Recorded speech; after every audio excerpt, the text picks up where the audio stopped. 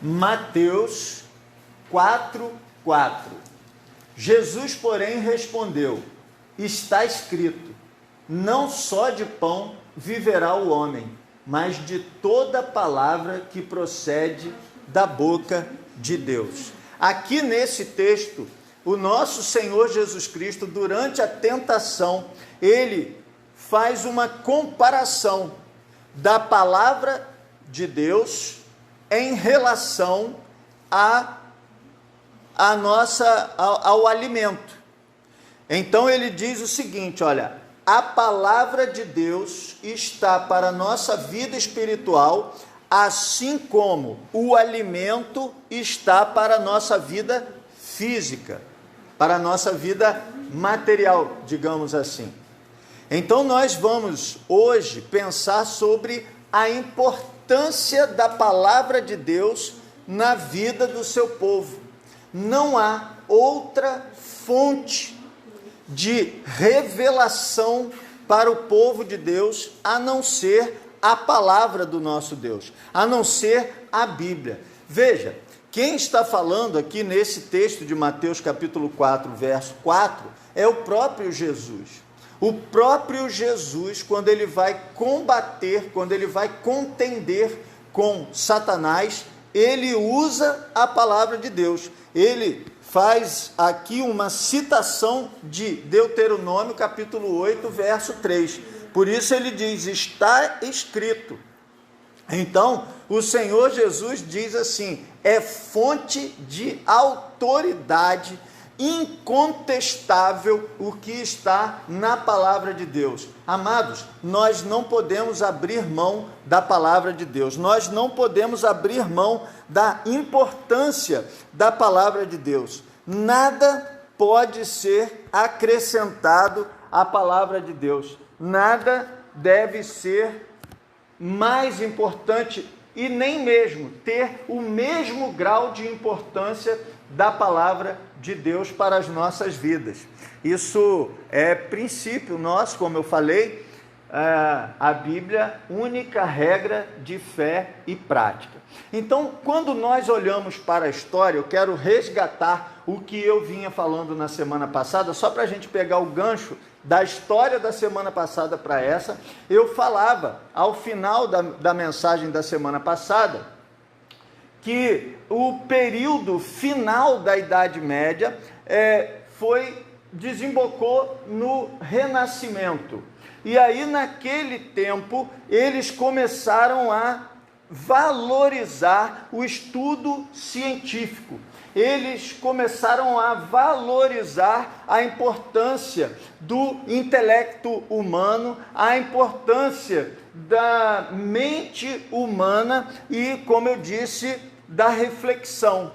Foi um período de ressurgimento das artes, foi um período de ressurgimento cultural, em que floresceu a atividade cultural. Mas junto com a atividade cultural, floresceu também a atividade de pesquisa, a atividade de estudo. O estudo passou a ser muito importante. E aí começou-se a questionar a validade do que a religião daquele tempo estava pregando. Nós vimos que havia uma igreja soberana acima dos reinos, que nesse momento ela começava a perder poder, exatamente porque as pessoas começavam a contestar. Essa igreja dizia o seguinte: só quem pode interpretar a Bíblia é a própria igreja. Era o clero, era a religião que poderia interpretar a Bíblia. Então, o povo não era incentivado a ler a Bíblia.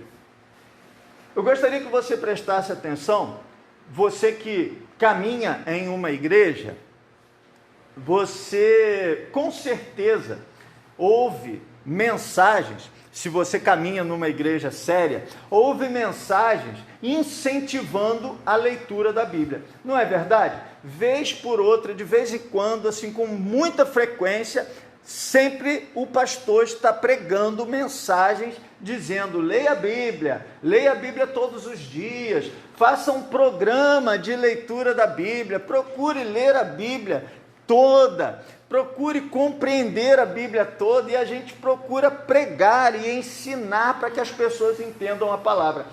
Eu quero que você entenda que naquele tempo não era assim que acontecia. A Bíblia só existia em latim praticamente. Existia a Bíblia grega e tal, mas a versão que normalmente era utilizada nas igrejas desse tempo eram em latim. As atividades religiosas eram realizadas em latim, inclusive a pregação era feita em latim. Logo, as pessoas, a maioria delas, não compreendia aquilo que estava acontecendo, mas ficava: que coisa, Deus está aqui, Deus está falando, e a pessoa ficava ali sem entender nada do que estava acontecendo. Então, aquilo que ele ouvia do líder era o que valia. E além disso, nesse tempo, existia a figura do Papa que gozava de um privilégio, de um entendimento chamado infalibilidade papal. Ou seja, aquilo que ele fala é verdade absoluta e tem o mesmo peso de Bíblia. Então nós vimos que eles perseguiam, que eles usavam de violência para perseguir outras religiões, que eles queimavam pessoas, matavam pessoas e que vendiam salvação. Daí, mediante tudo isso, por um lado, pessoas estão estudando e usando métodos científicos para estudar a Bíblia. Por outro lado, nós temos uma igreja que se arroga ao poder de ser única intérprete da Bíblia e que traz outros elementos além da Bíblia para os seus fiéis. Está aqui o motivo pelo qual mudanças começaram a ser propostas. E é interessante porque quando nós chegamos no período da reforma, chamada reforma protestante, essa reforma, ela não começa com o ideal de criar uma nova religião. A impressão que a gente tem quando olha assim a história, existia a igreja católica e de repente apareceu a igreja protestante. Então que os reformadores queriam criar outra religião. Eles não queriam criar outra religião. Não era esse o objetivo. O objetivo era reformar a religião que já existia. Você entende que a própria palavra reforma tem a ver com corrigir, melhorar aquilo que já existe? Quando você diz assim: eu vou fazer uma reforma na minha casa, você não está falando em construir outra casa e mudar para lá. Você está falando em pegar essa casa que você já tem e fazer melhorias nela. Esse era o objetivo primeiro dos reformadores. Então, antes de chegar no Martinho Lutero, eu quero aqui dar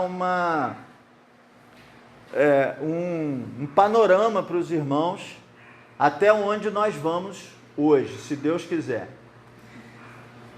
Nós vamos chegar na reforma na Inglaterra, entender como aconteceu essa reforma na Inglaterra, e aí nós vamos estar a um passo da Igreja Batista, e semana que vem a gente entra nela. Já começa falando como que ela surgiu dentro do contexto, porque a Igreja Batista vai surgir dentro do contexto da Igreja anglicana, que é na Inglaterra, ok? Então nós vamos caminhar aqui, eu vou falar hoje de pré-reformadores e depois nós vamos falar da reforma na parte continental da Europa e, por fim, nós vamos falar da reforma como aconteceu na Inglaterra, ok? Então nós tivemos aí, por causa dessa estrutura que a igreja criava, de ser detentora da verdade de Deus.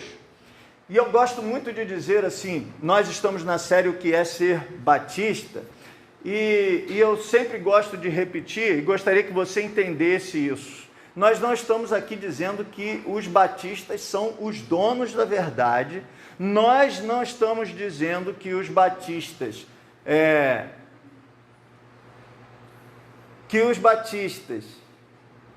têm toda a verdade dentro dela. Nós não estamos dizendo que quem está fora da Igreja Batista está fora da verdade.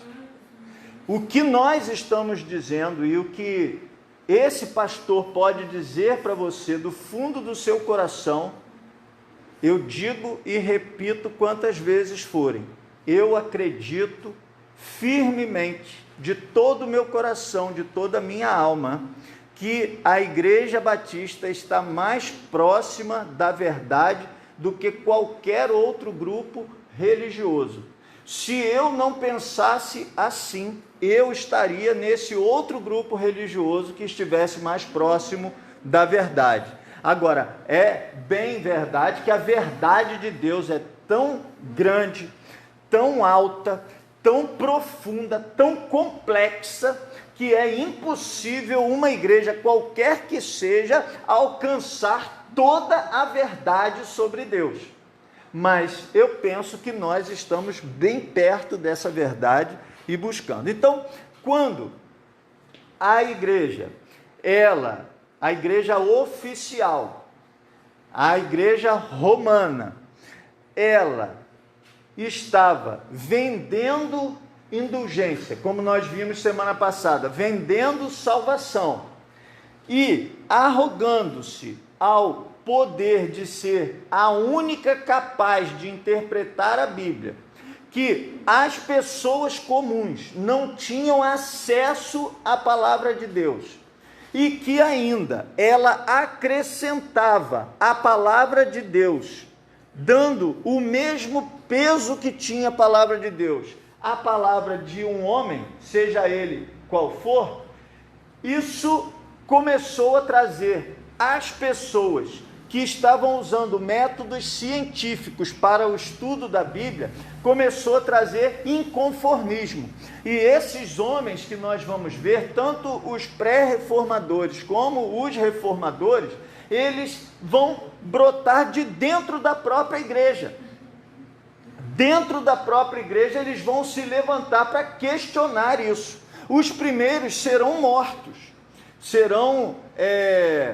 Nós temos nomes como João Wycliffe, Savonarola na Itália, nós temos João Hus. Esses homens, o João Hus e o Savonarola, esses homens foram para a fogueira. Eles foram mortos porque eles se levantaram com visão contrária ao que a igreja estava ensinando. Até que nós chegamos a 1517, quando Martinho Lutero, estudando a carta de Paulo aos Romanos, ele se encontra com Romanos 1,17, que diz: o justo viverá pela fé. Por que eu contei dos outros pré-reformadores? Por que eu contei esse contexto histórico, esse contexto cultural que eles estavam vivendo? Para dizer para você o seguinte: nada acontece de uma hora para outra. As coisas de Deus são feitas no tempo em que tem que acontecer. As coisas de Deus são feitas mediante preparação. O nosso Deus é Senhor da história. e ele faz as coisas acontecerem no tempo e da forma dele. Então, nós temos aqui diante de nós um homem que não era um homem perfeito. Nenhum homem, a não ser Jesus Cristo, que viveu sobre a terra, era perfeito. Martinho Lutero não merece ser venerado, não merece ser adorado, só Jesus Cristo merece nossa veneração, nossa adoração. Mas o Martinho Lutero era um homem atormentado. Ele não podia ouvir a expressão justiça de Deus. Ele tinha um medo enorme de morrer, porque ele se reconhecia como pecador, e quando ele pensava na morte, na justiça de Deus e nos seus pecados, ele via o seu destino certo, a perdição. Ele via o seu destino certo, o inferno, o tormento eterno. E isso fazia dele um homem atormentado, até que um dia ele tem uma experiência com Deus. Ele tem uma experiência com Deus. E ele, naquele momento que ele tem aquela experiência com Deus, uma tempestade, tem toda uma história, você pode pesquisar aí, uma tempestade, raios e tudo mais, um raio cai perto dele, ele se machuca, e ele faz um voto a Deus: se eu sobreviver, eu vou me colocar no mosteiro, e eu vou viver a minha vida para estudar a palavra. Vou entregar a minha vida para o Senhor, e era o que ele achava de mais entrega, era ir para o mosteiro, se afastar de tudo, se colocar naquela clausura e estudar a palavra de Deus. E ele então vai para lá. Há relatos de que ele tenha sido encontrado mais de uma vez desfalecido, desmaiado, de tanto bater em si mesmo, tentando assim amenizar a sua culpa pelos pecados. Ele não conseguia se sentir em paz, ele se sentia completamente atormentado em todo o tempo, porque a justiça de Deus para ele era pesada demais, e era impossível achar salvação nessa situação, até que então ele se encontra com a carta de Paulo aos Romanos, onde ele vê: o justo viverá pela fé. Ele diz assim: senti que havia nascido de novo, e que as portas do paraíso me haviam sido abertas. Todas as escrituras tiveram novo sentido. A partir de então, a frase "a justiça de Deus" não me encheu mais de ódio, mas se tornou indizivelmente doce em virtude de um grande amor. Então, quando ele encontra-se com o justo viverá pela fé, ele entende na carta aos Romanos, e nós que estudamos a carta aos Romanos aqui, entendemos que essa carta mostra a salvação pela graça de Deus, mostra a nossa salvação vinda de Jesus Cristo e não dos nossos próprios atos. Então, nós somos pecadores? Sim. Nós merecemos o castigo eterno? Sim. Nós merecemos o inferno? Sim. Nós podemos fazer alguma coisa por nós mesmos para resolver essa situação? Não. Mas Cristo fez por mim, Cristo fez por você, Cristo fez por todos nós. Ele deu a sua vida para nos salvar. Então Ele, pela sua graça, oferece a nós a salvação, e se nós aceitamos essa salvação em Cristo Jesus, o nosso destino final muda, e nós passamos de uma rota que nos leva ao inferno para uma rota que nos leva ao céu. Aquilo trouxe um alívio para aquele homem atormentado, e ele então o Martinho Lutero era um músico, inclusive tem hino no Cantor Cristão de autoria do Martinho Lutero. Ele então começa a escrever sobre Deus, ele começa a escrever sobre esse entendimento da salvação pela graça, que era totalmente diferente do que ele conhecia da própria igreja da qual ele fazia parte. Ele era um monge católico, ou seja, ele era um professor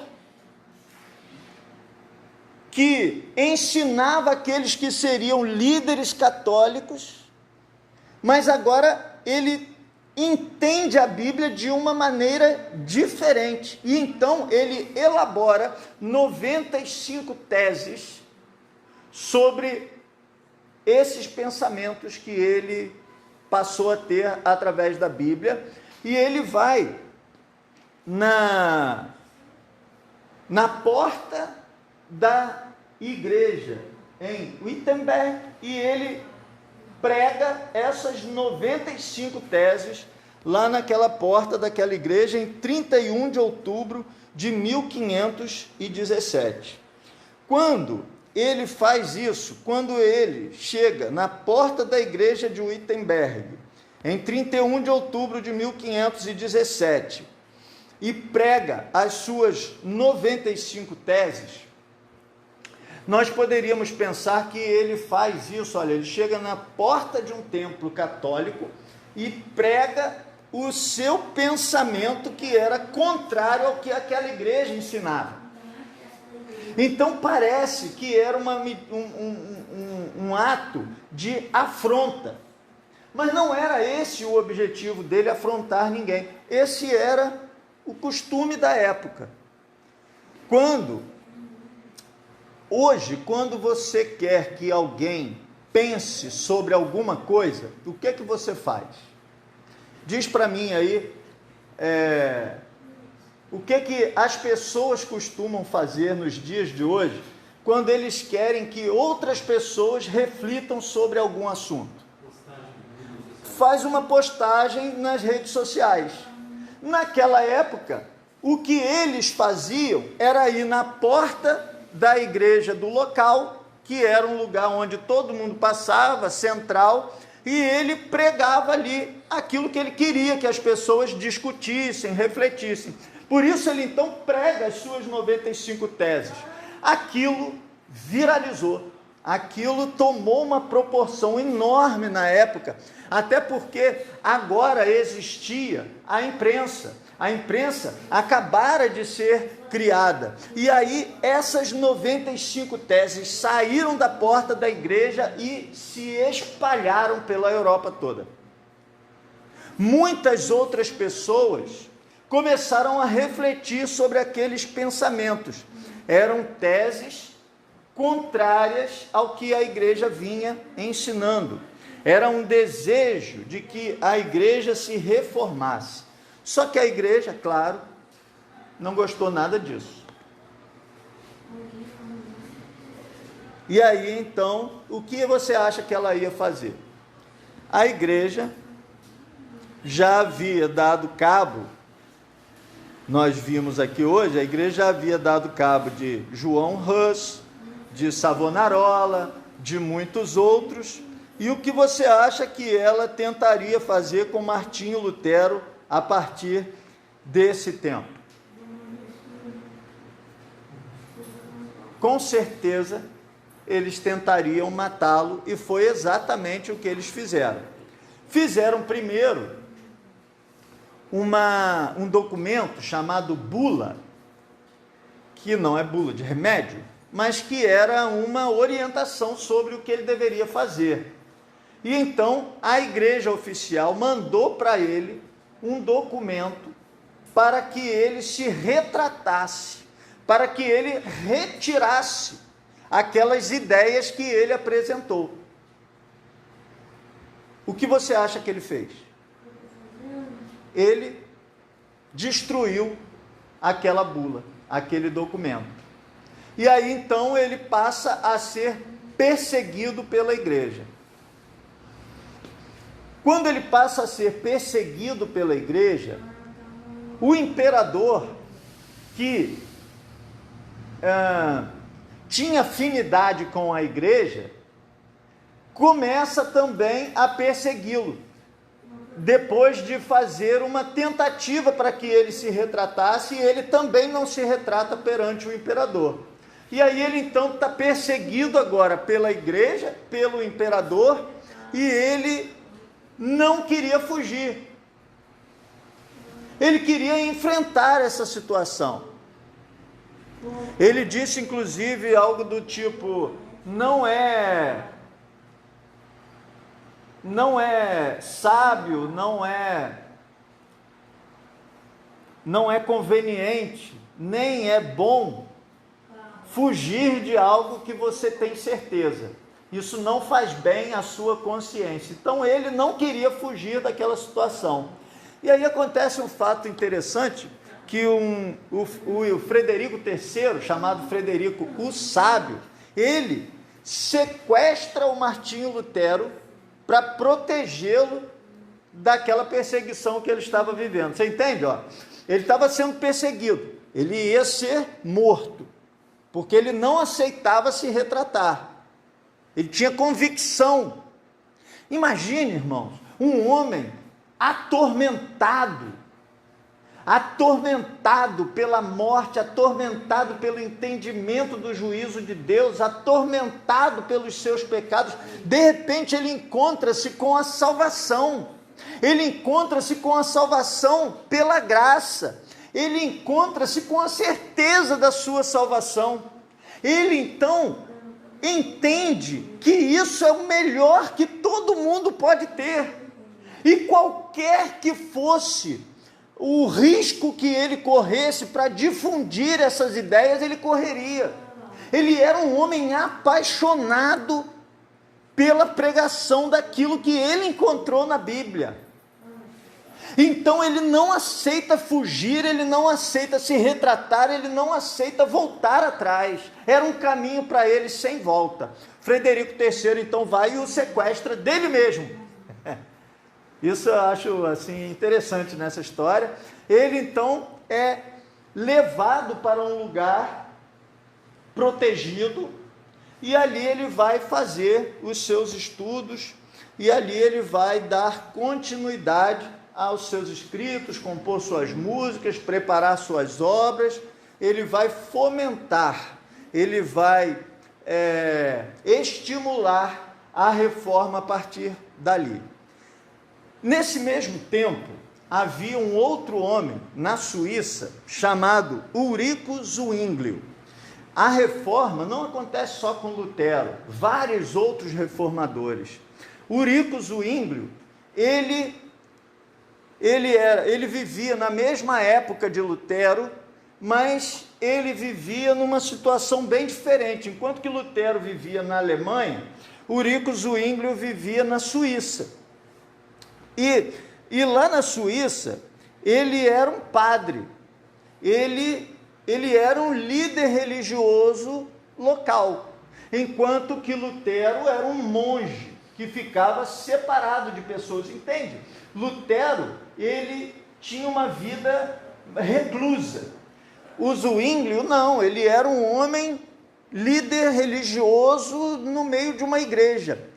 E ele tinha uma formação acadêmica, ele era um homem assim muito culto. Ele era um grande conhecedor de grego, ele era conhecedor da filosofia humanística. Ele então começa a ler a Bíblia, e o que é lindo é que ele começa a chegar a conclusões parecidas com as conclusões de Lutero, sem que um lesse o que o outro estava escrevendo. E aí então ele começa também, em Zurique, ele começa a tentar modificar a igreja. Como ele era o líder de uma igreja local, ele começa modificando a estrutura daquela igreja. Então ele começa a escrever, a traduzir a Bíblia para a língua local. o Lutero já vinha fazendo isso também.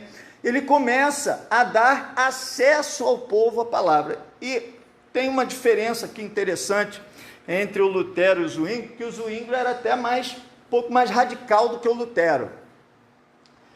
Talvez essa não fosse a melhor palavra, mas enfim, ele ia um pouco mais além do que Lutero a respeito da Bíblia, a respeito da palavra de Deus. Lutero era assim, ele não aceitava que ninguém fizesse algo que a Bíblia condena.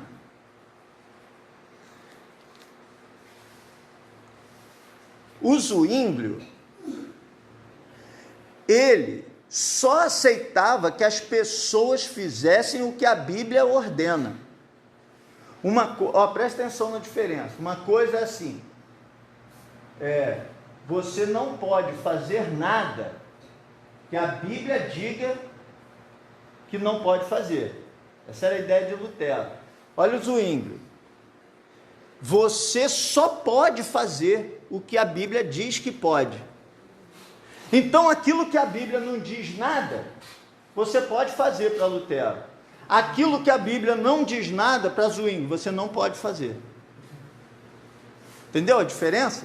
Era mais apertado, né? Vou dar uma ideia para vocês. Por exemplo, você sabe que a igreja era cheia de ornamentos. Então você tinha imagens, esculturas na igreja, afrescos, você tinha pinturas nas igrejas, tá certo?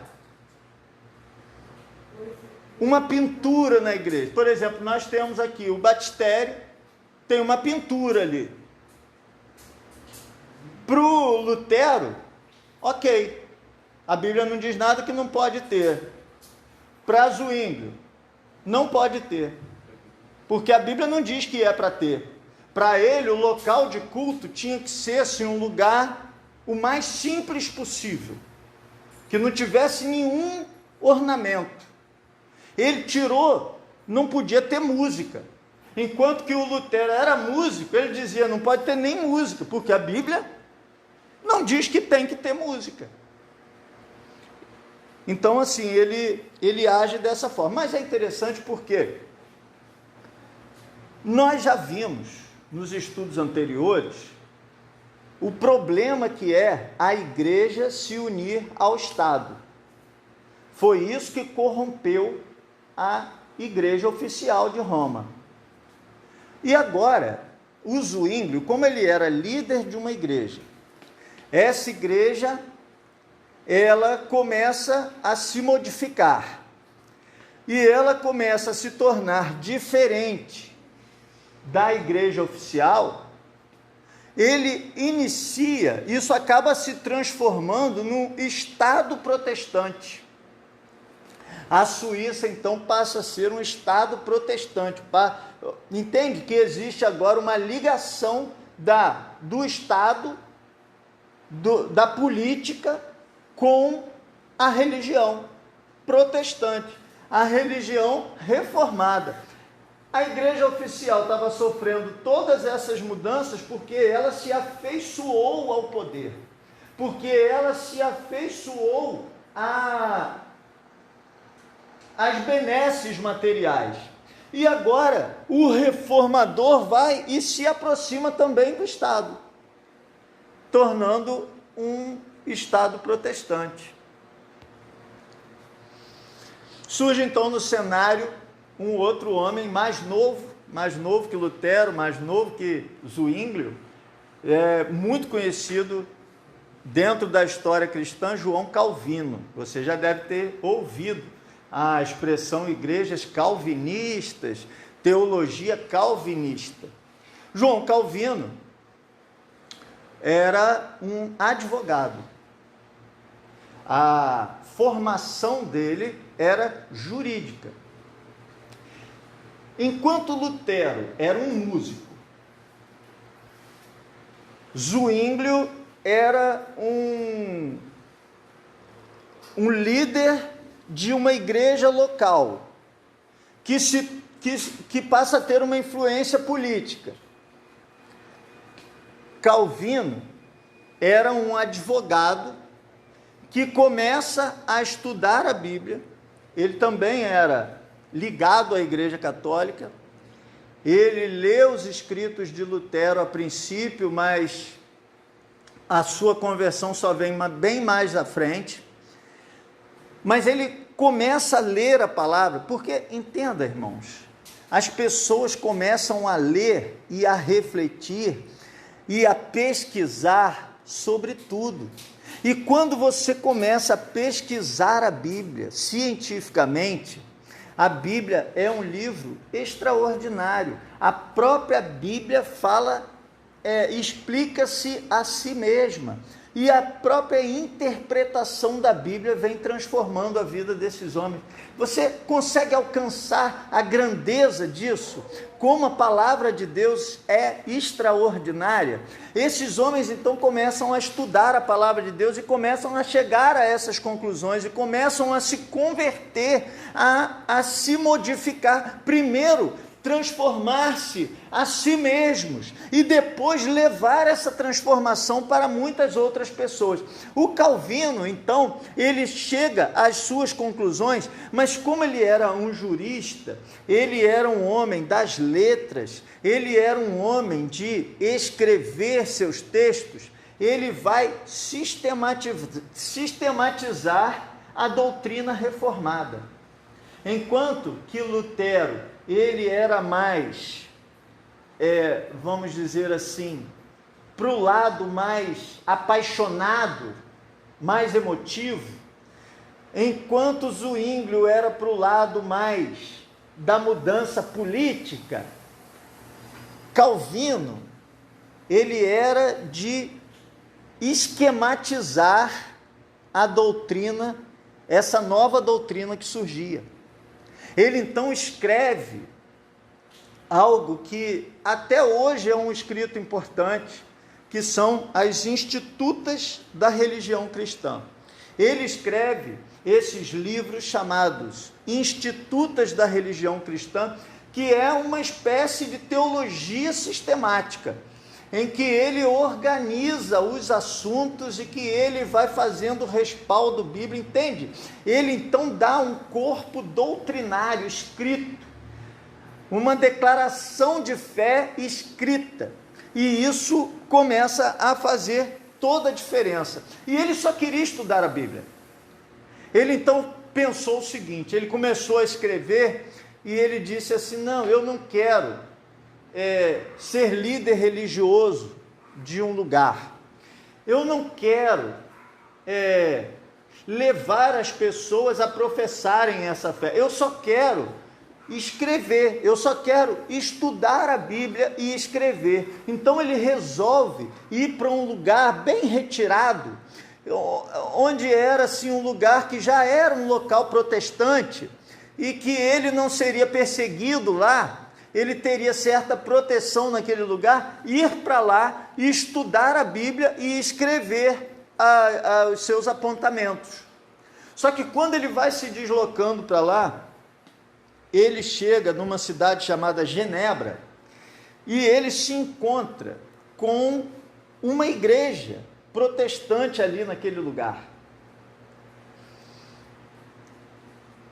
E aí, uma das pessoas, uma das lideranças ali se chamava Guilherme Farel. Esse Guilherme Farel pede com veemência para que Calvino ficasse ali e ensinasse e transmitisse, cuidasse daquelas pessoas, para que aquelas pessoas pudessem abraçar essa fé e expandir essa fé a partir dali. E aí ele diz assim, não, eu não quero isso não, eu quero só estudar a palavra, eu quero só estudar a Bíblia e escrever as coisas que eu tenho que estudar. E aí o Guilherme Farel vira para ele e diz o seguinte, ok, então você vá, mas que maldito seja esse seu tempo de estudo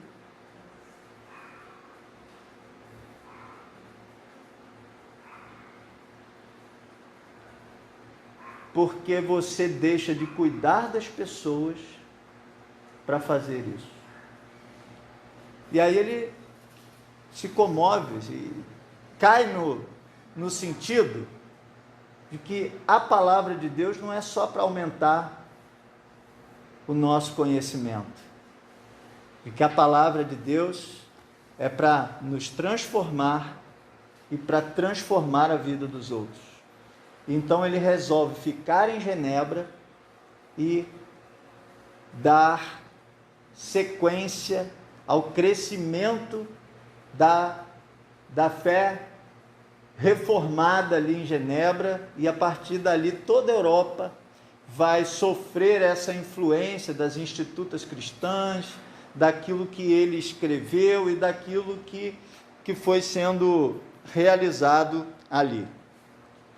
Surge então, já terminando a Europa, os anabatistas, que você já deve ter ouvido falar, porque o nome se parece com o nome da nossa igreja batista.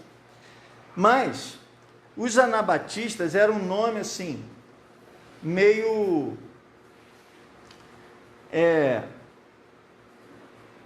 que para fazer uma brincadeira, para fazer uma... me fugiu aqui a palavra. Quando você quer fazer uma brincadeira com alguém, e aí para você caçoar da pessoa. Então, não foram os próprios anabatistas que se chamaram de anabatistas, foram os outros que não eram anabatistas que começaram a chamá-los de anabatista. Por quê? O que é anabatista? Anabatista significa assim, aquele que batiza de novo. Batiza novamente.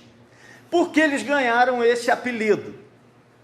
Porque quando alguém vinha para aquela religião deles, eles, mesmo que essa pessoa já tivesse sido batizada quando era criança, ele batizava de novo.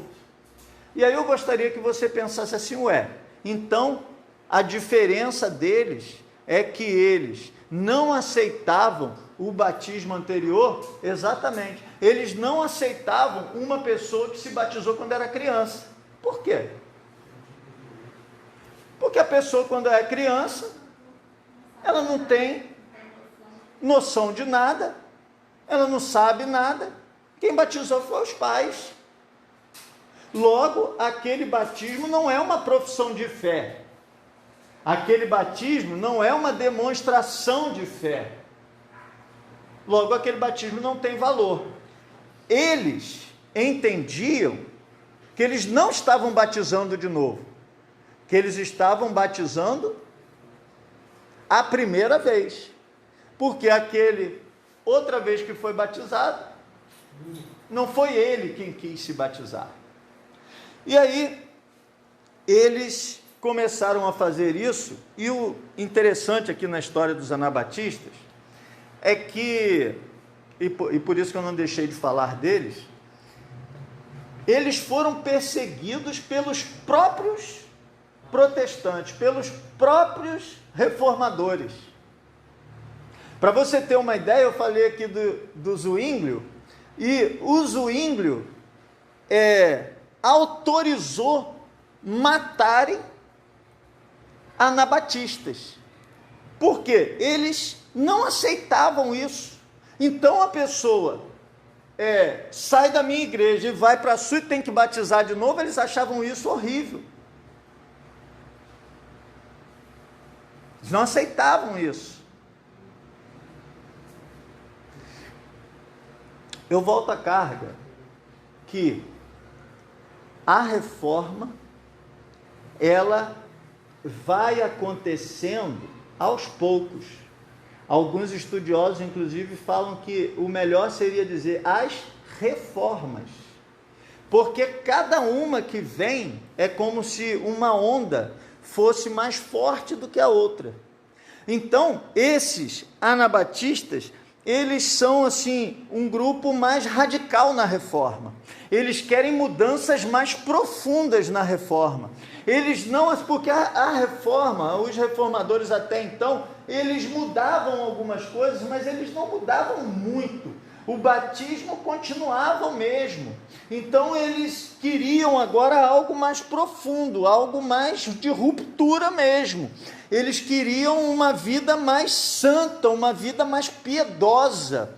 E isso começa a incomodar tanto a igreja romana como os novos reformados. E eles então são perseguidos, são exterminados, morre muito, matam muitos anabatistas. Uma curiosidade, eles inclusive, grande parte dos anabatistas eram afogados. Por quê? Para também fazer uma picardia. Então assim, vocês estão querendo se batizar de novo? Então vamos lá, vamos batizar vocês até morrer. E aí matava afogado. O próprio Zwinglio autorizava que se fizesse isso. Então, os anabatistas, eles têm uma vida curta. Eles têm uma vida curta. Eles não vão longe. Eles não vão longe. Para terminar, na Inglaterra, foi totalmente diferente. Na Inglaterra, enquanto nós tivemos na Alemanha um homem atormentado, que se encontra com a salvação pela graça e que é capaz de dar a vida por amor a essa fé. Enquanto nós temos na Suíça 2 homens apaixonados, 2 líderes, porque o Calvino, ele nasce na França, mas ele vai para a Suíça, e o Zwinglio. Você tem esses líderes que eram pessoas de força espiritual, desejosas de trabalhar aquela fé cristã. Na Inglaterra, a reforma protestante começa por puro motivo político, e eu diria para você, um motivo fútil, banal. O rei da Inglaterra, Henrique VIII, ele queria se casar de novo.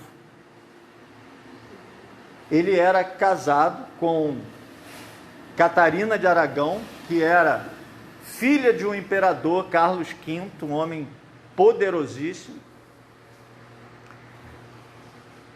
que tinha o peso da igreja aliado a ele.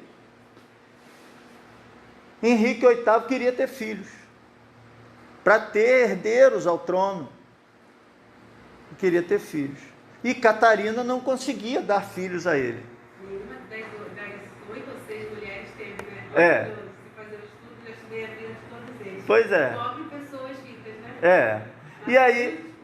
E aí ele chega para o Papa e pede autorização para separar e casar com outra pessoa para ter filhos. E ele não recebe essa autorização. Por quê? Porque a Catarina era filha do Carlos V. Aí ele fala, bom, então já que a igreja não está me dando essa autorização, eu vou começar uma igreja protestante aqui. Já havia na Europa, porque assim, a gente entende que a Inglaterra, a Grã-Bretanha, é um arquipélago, né? São, digamos assim, a Inglaterra é uma ilha pertinho da Europa, que faz parte da Europa, mas que é separado pelo Canal da Mancha. Então ela vive uma vida assim, quase todo o movimento da Europa, a Inglaterra vive um movimento um pouco diferente, porque ela tem uma separação física ali. Então era sabido e havia certa influência dessa reforma que acontecia na Europa, que nós acabamos de falar, mas ainda não havia reformadores na Inglaterra. E aí ele diz assim, eu vou começar uma reforma aqui, já que está acontecendo aí na Europa, eu vou começar uma reforma aqui. E aí ele pega e inicia uma nova igreja, ele chama de igreja anglicana, que é nada mais do que dizer a igreja da Inglaterra, e ele passa a ser o chefe dessa igreja. Ele diz, então agora nós somos protestantes, temos uma igreja nossa, eu sou o chefe da igreja, posso me separar e posso casar de novo. E aí, é assim que acontece. Eles começam a caminhar como igreja anglicana. Um grupo de ingleses vai para o continente, porque os reis que foram vindo depois do Henrique VIII, um era mais pendente para a igreja anglicana, o outro era mais pendente para a igreja católica, eles iam se sucedendo até que veio uma chamada Maria I. E ela então persegue os protestantes. Quando ela persegue os protestantes, eles saem e vão para a Europa continental. Chegam lá na Europa continental, eles encontram o quê? Os escritos de Calvino. Eles encontram as institutas, eles encontram toda essa efervescência da reforma, principalmente dos escritos de Calvino. E aí, quando eles voltam para a Inglaterra, eles voltam trazendo o peso da reforma protestante, e aí a reforma na Inglaterra, que começou por aquele motivo do Henrique VIII, agora ganha muita força. A partir daqui, nós vamos trabalhar, semana que vem em diante, nós vamos trabalhar sobre a história dos batistas a partir da Inglaterra. Então agora nós não vamos mais tocar na reforma continental europeia, e nós vamos nos fixar na reforma na Inglaterra, porque os batistas vão surgir exatamente desse movimento reformador na Inglaterra. Eu quero te dar só mais uma notícia. Sabe quem faz parte dessa história toda? Eu, você, a Igreja Batista das Colinas faz parte dessa história toda. Você vê que nós começamos essa história lá nos 12 discípulos no livro de Atos.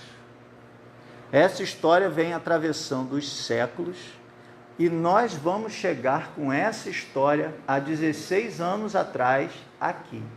Nós vamos trazer esse fio todinho até chegar aqui na nossa porta há 16 anos atrás, quando a nossa igreja veio à existência. Porque nós somos uma igreja histórica e essa história que nós estamos contando não é só a história do mundo, não é só a história do cristianismo, mas essa é a nossa história. Amém? Que Deus te abençoe e que a Escritura, a palavra de Deus, seja sempre a nossa regra de fé e prática. Nós estamos vendo o problema que acontece quando as pessoas admitem outras revelações além da palavra de Deus. Quanta luta, quanta dor, quanto sofrimento, porque as pessoas se afastaram da palavra de Deus, longe da palavra de Deus, longe do estudo sério da palavra de Deus, longe de deixar a palavra de Deus nos transformar. É dor, é luta, é sofrimento, é perdição, é tormento. Que Deus nos abençoe sempre através da sua palavra. Amém.